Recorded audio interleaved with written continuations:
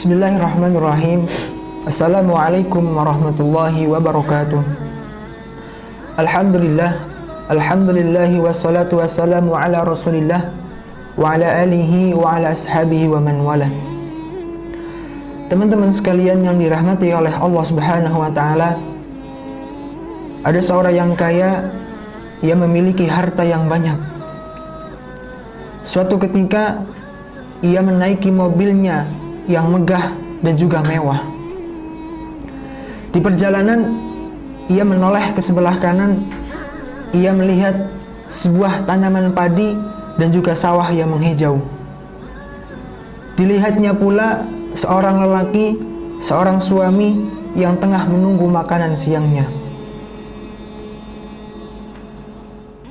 Orang kaya yang berada di mobil, ia berkata, "Oh, bahagianya menjadi petani. Tatkala perutnya lapar, istri dan anaknya datang membawakan makanan dan juga minuman. Rasa lapar dan dahaganya hilang, rasa rindunya pun sirna karena anak dan istrinya berada di dekatnya. Sungguh bahagia menjadi seorang petani," kata orang kaya yang berada di mobil tersebut. Di sisi lain, si petani yang tengah bersama dengan anak dan istrinya berada di sebuah rumah yang tua. Ia memandang pula ke arah orang kaya tersebut, seraya ia mengatakan, "Sungguh bahagianya menjadi orang kaya tersebut. Ia menaiki mobilnya yang mewah dan juga megah, sedangkan aku hanya duduk di bawah sebuah rumah yang tua."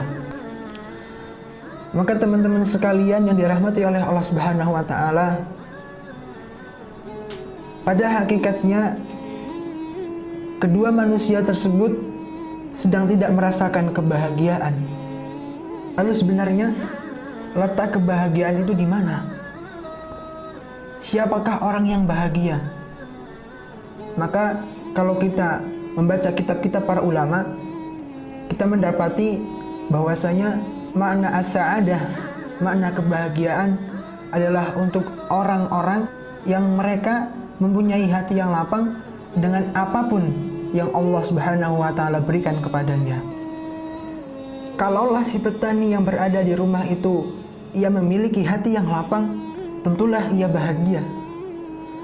Kalaulah orang kaya yang berada di mobilnya yang mewah tersebut ia memiliki hati yang lapang, tentulah ia bahagia.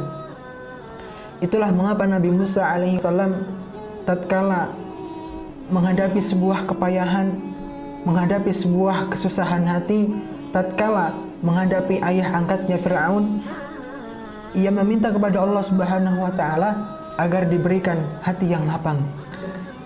Kita semua hafal doanya, Rabbis shrahli sadri, ya Tuhanku, lapangkanlah dadaku. Itulah mengapa ketika Nabi Musa kakinya pecah berdarah, giginya patah, pelibisnya pecah mengeluarkan darah, namun beliau tetap tersenyum bahagia.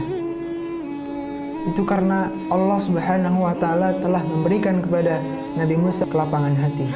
Nabi Musa meminta, Rabbis shrahli sadri wa yassir li amri wahlul 'uqdatam min lisani yafqahu qawli. Berbeda halnya ketika kita menilik kisah Nabiullah Muhammad SAW. Tanpa ia meminta, belum sampai Nabiullah Muhammad SAW meminta, Allah Subhanahu wa taala telah memberikan kepada beliau kelapangan hati. Apa kata Allah? Alam nashrah laka sadrak wa wada'na anka wizrak alladhi anqadha dhahrak wa rafa'na laka dhikrak. Bila engkau mendapatkan kesusahan, dua kali Allah Subhanahu wa taala mengulang, fa inna ma'al usri yusra, inna ma'al usri yusra.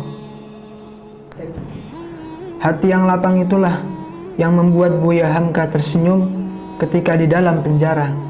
Penanya berjalan perlahan tapi pasti. Ia merampungkan karangannya, yakni Tafsir Al-Azhar. Hati yang lapang itu pula lah yang membuat Said Qutb tersenyum ketika menghadapi tiang gantungan. Ia dipenjara oleh Gamal Abdul Nasr. Sebelum ia wafat, ia sempat menyelesaikan kitab tafsir yang terkenal yaitu Tafsir fi Dhilalil Quran. Apa kata Said Qutb di dalam mukadimahnya? Al-hayatu fi dhilalil Quran ni'mah. Hidup di bawah naungan bayang-bayang Al-Quran adalah kenikmatan. La ya'rifuha illa man daqaha. Tidak boleh ada yang mengetahuinya kecuali orang-orang yang pernah merasakannya. Maka bahagia adalah tatkala hati merasa lapang. Teman-teman sekalian, marilah kita minta kepada Allah Subhanahu wa taala agar senantiasa diberikan kelapangan hati, kelapangan dada, sebagaimana Rasulullah Shallallahu Alaihi Wasallam dan juga Nabi Musa Alaihi Wasallam. Wassalamualaikum warahmatullahi wabarakatuh.